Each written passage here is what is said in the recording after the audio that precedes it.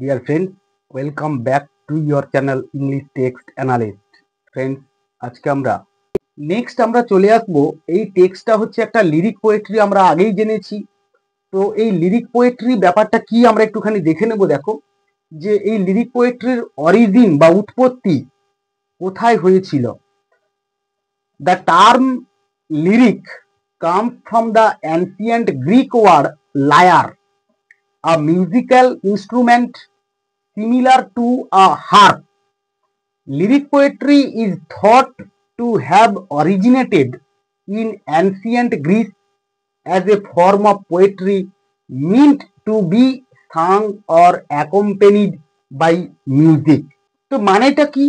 The term lyric, lyric মানে হচ্ছে গীতি কবিতা, comes from the ancient Greek word, এসছে প্রাচীন গ্রিক শব্দ থেকে।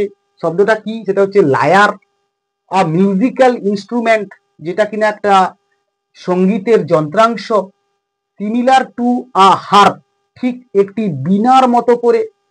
Lyric poetry is thought to have originated, এটা মনে করা হয় বা ধরে নেওয়া হয় যে লিরিক পোয়েট্রি বা গীতি কবিতার সৃষ্টি বা উৎপত্তি হয়েছিল ইন অ্যানসিয়েন্ট গ্রিস, প্রাচীন গ্রিসে, as a form of poetry, কবিতার রূপে বা কবিতার আকারে, মিন্ট টু বি সাং, যেটা কিনা গাওয়া হতো, অর অ্যাকম্পেনিড বাই মিউজিক, অথবা সঙ্গীতের সঙ্গে যাতে একত্রিত করা হতো।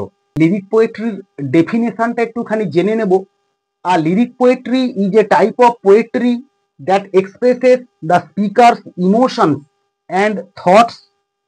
It is often written in the first person and is characterized by its musical quality and use of figurative language.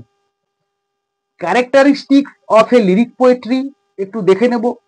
Number 1 হচ্ছে short length, number 2 first person perspective, number 3 হচ্ছে figurative language, and number 4 musical quality. তোমাদের কেমন লাগলো অবশ্যই তা কমেন্টের মাধ্যমে জানিও।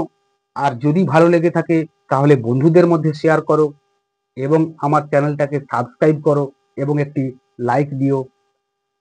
পরের দিন দেখা হচ্ছে, ততক্ষণ পর্যন্ত keep watching my channel, keep smiling and stay blessed.